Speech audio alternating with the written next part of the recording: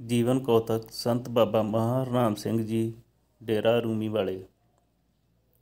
ਭਾਗ ਪਹਿਲਾ। ਭਾਰੀ ਤਪੱਸਿਆ ਕਰਨੀ। ਇਸ ਸਮੇਂ ਦੌਰਾਨ ਆਪ ਕਿਤੇ ਜਗ੍ਹਾ ਇਕਾਂਤ ਵੇਖ ਕੇ ਉੱਥੇ ਟਿਕ ਗਏ। ਆਪ ਹੀ ਦੱਸਦੇ ਸਨ ਕਿ ਬੜੀ ਪੁਰਾਣੀ ਝਿੜੀ ਸੀ, ਬਹੁਤ ਲੰਮੀ ਅਤੇ ਚੌੜੀ ਸੀ। ਸੰਘਣੇ ਵਣ, ਕਰੀਰ ਅਤੇ ਹੋਰ ਦਰਖਤ ਸਨ। ਇੱਥੇ 1 ਸਾਲ ਟਿਕੇ ਰਹੇ। ਵਿਚਾਲੇ ਇੱਕ ਪਾਣੀ ਦਾ ਛੱਪੜ ਸੀ, ਜਿਹੜਾ ਮੀਂਹ ਦੇ ਪਾਣੀ ਨਾਲ ਭਰ ਜਾਂਦਾ ਸੀ।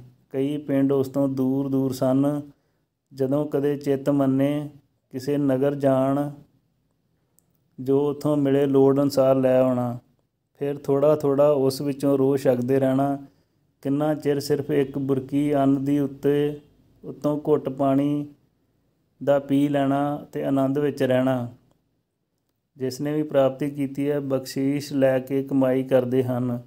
ਪਹਿਲਾਂ ਬਾਬੇ ਪਾਇਆ ਬਖਸ਼, ਦਰ ਪਿੱਛੋਂ ਦੇ ਫਿਰ ਘਾਲ ਕਮਾਈ। ਰੇਕ ਅੱਕ ਆਹਾਰ ਕਰ, ਰੋੜਾਂ ਕੀ ਗੁਰ ਕਰੀ ਵਿਛਾਈ। ਗੁਰੂ ਅਮਰਦਾਸ ਜੀ 12 ਸਾਲ ਗਾਗਰ ਢੋ ਕੇ ਗੁਰੂ ਬਣ ਗਏ ਅਤੇ ਫਿਰ ਕਿੱਲੀ ਫੜ ਕੇ ਤਪੱਸਿਆ ਕੀਤੀ ਹੈ। ਉਹ ਕਿੱਲੀ ਅਜੇ ਤੱਕ ਮੌਜੂਦ ਹੈ। ਇਸੇ ਤਰ੍ਹਾਂ ਜਿਸ ਨੇ ਵੀ ਕੁਛ ਪ੍ਰਾਪਤ ਕੀਤਾ ਹੈ, ਤਪ ਕਰਕੇ ਹੀ। ਗੁਰੂ ਸੇਵਾ ਵੀ ਇੱਕ ਤਪ ਹੈ। ਗੁਰ ਸੇਵਾ ਤਪਾਂ ਸਿਰ ਤਪਸਾਰ। ਜਿਵੇਂ ਵੀ ਕਿਸੇ ਘਰ ਨਾ ਘਾਲੀ, ਨਾਮ ਜਪਿਆ ਅਤੇ ਉਸ ਨੂੰ ਫਿਰ ਫਲ ਮਿਲਿਆ, ਉਸ ਦੇ ਮੁਤਾਬਕ ਹੀ ਉਹ ਪੂਜਨੀਕ ਹੋ ਗਿਆ। ਦੁਰਗਾ ਦੇਵੀ ਹਜ਼ਾਰਾਂ ਦਿਵ ਵਰ੍ਹੇ ਤਪ ਕਰਕੇ ਹਿਮਾਲਿਆ ਪਰਬਤ ਵਿੱਚ ਰਹਿ ਕੇ ਪੂਜਨਯੋਗ ਹੋ ਗਈ। ਸਰਸਵਤੀ ਗੰਧਮਾਦਨ ਪਰਬਤ 'ਤੇ ਲੱਖ ਦਿਵ ਵਰਸ਼ ਤੱਕ ਤਪ ਕਰਕੇ ਪੂਜਨਯੋਗ ਹੋ ਗਈ। ਲਕਸ਼ਮੀ ਜੁਗਸਤ ਦਿਵਯ ਤਪਸ ਤਪਰਤਵਾ ਚ ਸਰਵ ਸੰਪਦ ਪ੍ਰਦਾਤਰੀ ਚ ਜਾਤ ਦੇਵੀਨ ਸ੍ਰੇਵਣਾਤ। 3 ਲక్ష్ਮੀ ਪੁਸ਼ਕਰ ਵਿੱਚ 100 ਦਿਵ ਵਰਸ਼ ਤੱਕ ਤਪ ਕਰਕੇ ਸਭ ਸੰਪਤ ਦਾਨ ਕਰਨ ਵਿੱਚ ਸਮਰੱਥ ਹੋ ਗਈ। ਸਵਿਤਰੀ ਦੇਵੀ ਮੱਲ ਪਰਬਤ 'ਤੇ 60,000 ਵਰ੍ਹੇ ਤਪ ਕਰਕੇ ਧਿਆਨ ਪੂਜਨੀਕ ਹੋ ਗਈ। ਸ਼ਿਵ ਜੀ ਨੇ 100 ਮਨਵੰਤਰ ਤੱਕ ਤਪ ਕੀਤਾ ਹੈ। 100 ਮਨਵੰਤਰ ਤੱਕ ਬ੍ਰਹਮਾ ਨੇ ਤਪ ਕਰਕੇ ਸ੍ਰਿਸ਼ਟੀ ਸਾਜਣ ਦੀ ਸ਼ਕਤੀ ਪ੍ਰਾਪਤ ਕੀਤੀ ਹੈ। 100 ਮਨੁੱਤਰ ਵਿਸ਼ਨੂੰ ਨੇ ਤਪ ਕਰਕੇ ਇਹ ਪਦਵੀ ਪ੍ਰਾਪਤ ਕੀਤੀ ਹੈ। ਗੁਰ ਈਸ਼ਰ, ਗੁਰ ਗੋਰਖ ਬ੍ਰਹਮਾ, ਗੁਰ ਪਾਰਬਤੀ ਮਾਈ। ਜਪਜੀ ਸਾਹਿਬ। ਜਿਸ ਨੇ ਵੀ ਕੁਝ ਪ੍ਰਾਪਤ ਕੀਤਾ, ਨਾਮ ਜਪ ਕੇ ਕੀਤਾ।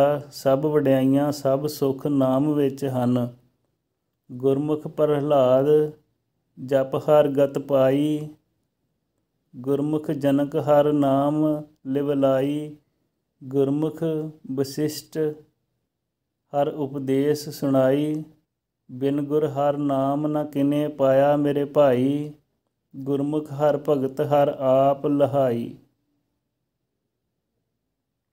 ਇਸ ਅਵਸਥਾ ਵਿੱਚ ਬ੍ਰਿਤੀ ਬ੍ਰਹਮਾਕਾਰ ਹੋਈ ਹੁੰਦੀ ਹੈ। ਮਨ ਬ੍ਰਿਤੀ ਪਰਮੇਸ਼ਰ ਪ੍ਰੈਣ ਹੋ ਜਾਂਦੀ ਹੈ। ਸਰੀਰਕ ਦੁੱਖ ਸੁੱਖ ਤਾਂ ਸੁਤੇ ਸਿੱਧ ਹੀ ਅਭਾਵ ਹੋ ਜਾਂਦਾ ਹੈ।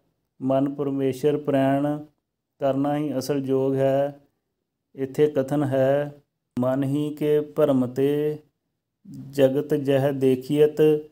ਮਨ ਹੀ ਕੋ ਭਰਮ ਗਏ ਜਗਤ ਬਿਲਾਤ ਹੈ। ਮਨ ही के भरम जावेरी में उपजत साप। मन के विचारे साप जवेरी समात है। मन ही के भरम मरीचिका को जल कहे। मन ही के भरम सीप रूपो सा दिखात है। सगल जगत जय देखे मन ही को भरम। मन के भरम गए ब्रह्म होए जात हैं। ਮਨ ਕਿੰਨਾ ਬਲਵਾਨ ਹੈ। ਕਿਤਨੇ ਕਿਤਨੇ ਵੱਡੇ ਮਨ ਨੇ ਭਰਮਾਏ। ਹਰ ਵੇਲੇ ਉਹਨਾਂ ਨੂੰ ਭਟਕਾਉਂਦਾ ਹੀ ਰਿਹਾ। ਨਿਮਖ ਮਾਤਰ ਵੀ ਚੈਨ ਨਾ ਲੈਣ ਦਿੱਤਾ। ਮਨ ਕੇ ਅਧੀਨ ਮੁਨੀ ਪੰਡਿਤ ਤਪੀਸਰੋਂ। ਮਨ ਕੇ ਅਧੀਨ ਜੋਗੀ ਜਤੀ ਬ੍ਰਹਮਚਾਰੀ ਹੈ। ਮਨ ਕੇ ਅਧੀਨ ਪੀਰ ਮੀਰ ਸੁਲਤਾਨ ਖਾਨ। ਮਨ ਕੇ ਅਧੀਨ ਪੈਗੰਬਰ 4 ਯਾਰੀ ਹੈ। मन के अधीन सूर बलि और निर्बल, मन के अधीन राव रेक नर नारी हैं। होर सब सृष्ट एक मन के अधीन रहे। ज्ञानी की जो गति सो तो मन ते न्यारी है। सो मुनि जे मन की दुविधा मारे। ਇਸ ਲਈ ਮਨ ਨੂੰ ਜਿੱਤਣ ਨਾਲ ਸਭ ਕੁਝ ਪ੍ਰਾਪਤ ਹੋ ਜਾਂਦਾ ਹੈ। ਪੜ੍ਹਨ ਗੁਣਨ ਕਿਛ ਅਚਰਜ, ਨਾਹੀ ਅਡਰਜ ਨਾਹੀ ਗਿਆਨ ਕਰਨ। ਮੋਨੀ ਹੋਇਆ ਅਚਰਜ ਨਾਹੀ ਅਚਰਜ, ਨਾਹੀ ਬਚਨ ਕਥਨ।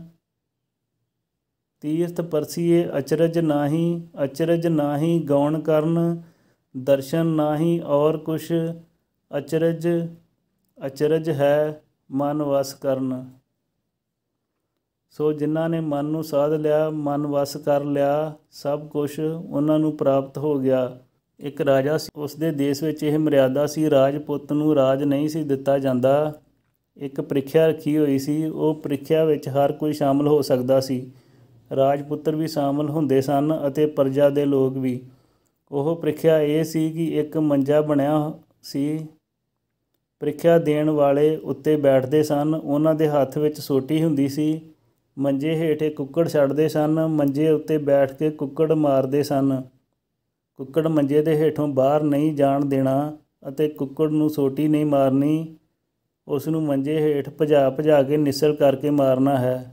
ਜਿਹੜਾ ਮੁਕਰਰ ਕੀਤੇ ਸਮੇਂ ਵਿੱਚ ਉਸ ਨੂੰ ਮਾਰ ਦੇਵੇ, ਉਸ ਨੂੰ ਰਾਜ ਦਾ ਮਾਲਕ ਬਣਾਇਆ ਜਾਂਦਾ ਸੀ। ਸੋ ਇਸ ਤਰ੍ਹਾਂ ਰਾਜਾ ਹੈ ਪਰਮੇਸ਼ਰ। ਜਿਤਨੇ ਮਨੁੱਖ ਹਨ ਸਭ ਉਸ ਦੇ ਪੁੱਤਰ ਹਨ। ਜੋ ਮਨੁੱਖੀ ਤਨ ਮਿਲਿਆ ਹੈ, ਇਹ ਹੈ ਇੱਕ ਮੰਜਾ। ਮੰਜੇ ਹੇਠ ਕੁੱਕੜ ਸਮਾਨ ਹੈ ਮਨ।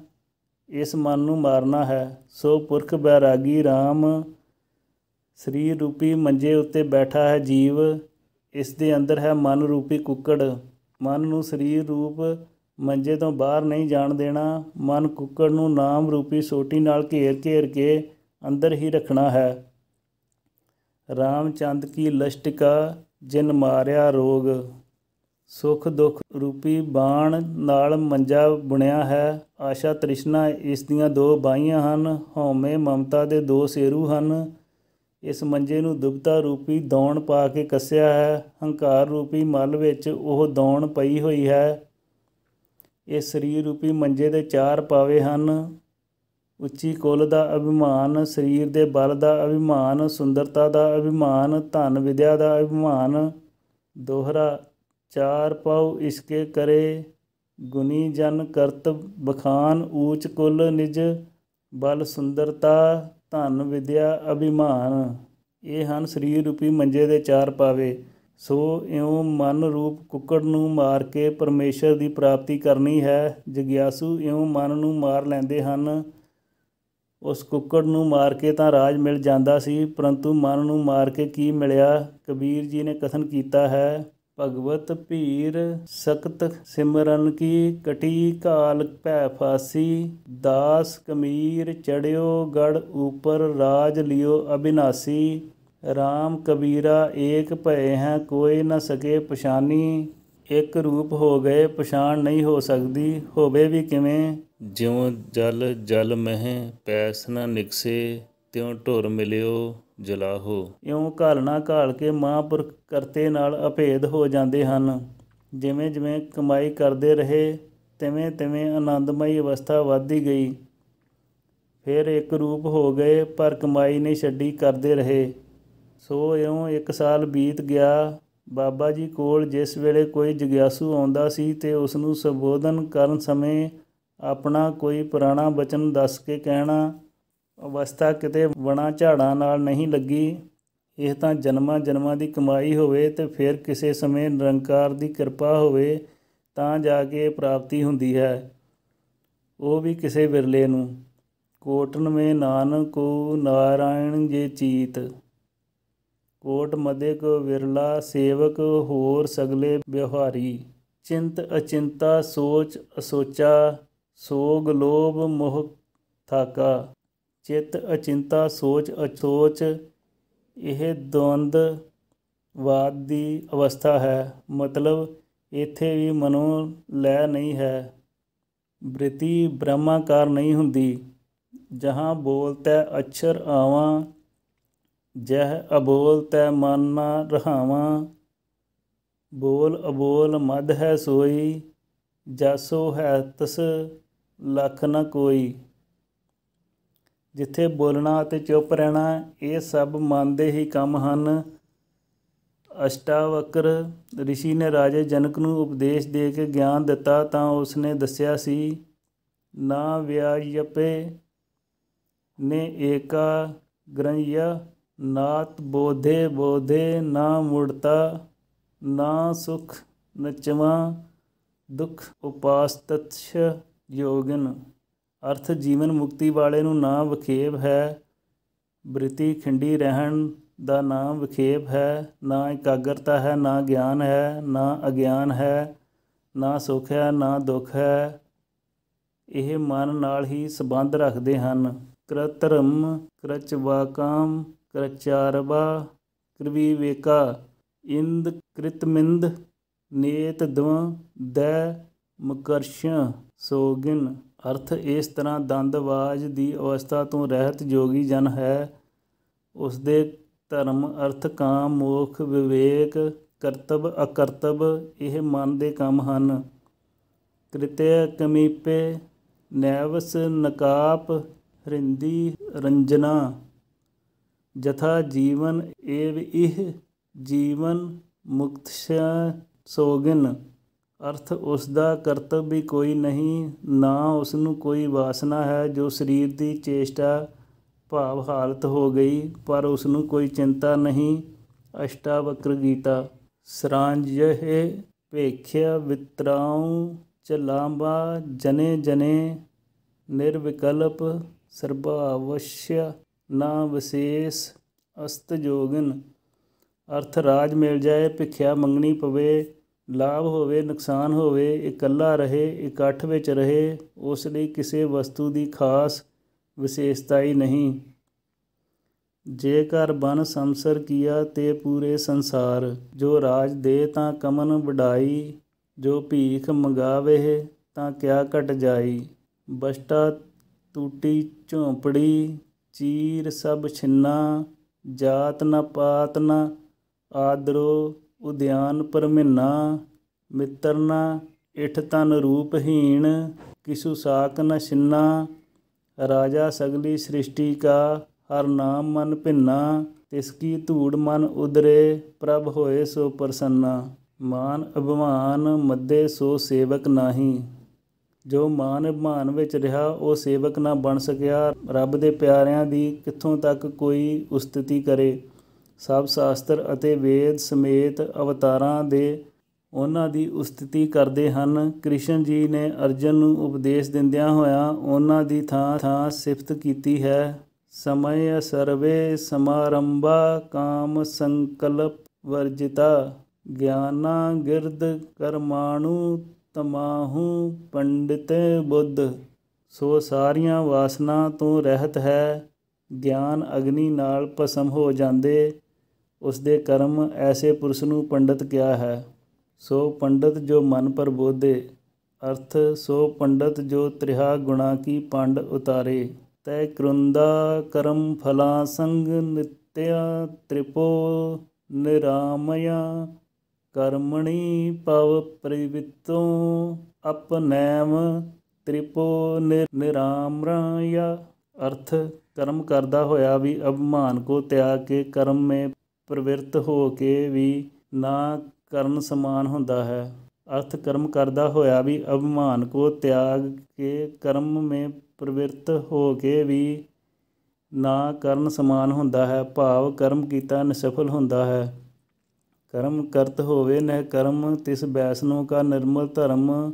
ਯਦ੍ਰਿਸਾਲਾਭ ਸੰਤੋਸ਼ਟ ਦਦਾਤੀ, ਤੋ ਵਿਮੁਤ੍ਰਿਸਰ ਸੰਸਿਦਾਵ ਸਿੱਧੋ ਚ ਕ੍ਰਿਤਾਪ ਨਾ ਨਿਬਥਾਯਤੇ।